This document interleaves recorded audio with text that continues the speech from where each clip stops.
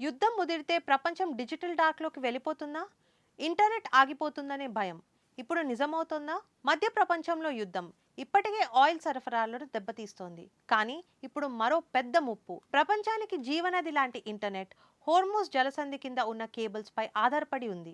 ఈ ప్రాంతంలో ఉద్రిక్తతలు పెరిగితే, కేబుల్స్ దెబ్బతింటే ప్రపంచవ్యాప్తంగా ఇంటర్నెట్కు అంతరాయం తప్పదనే హెచ్చరికలు.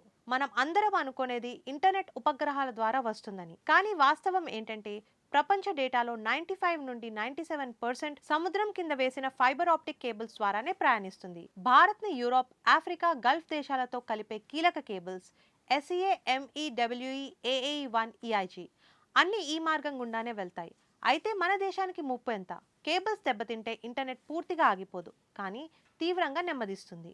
యూట్యూబ్, నెట్ఫ్లిక్స్ వీడియో కాల్స్ అన్ని బఫరింగ్తో ఇబ్బందులు. ట్రాఫిక్ని పొడవైన మార్గాలకు మళ్లించాల్సి వస్తుంది.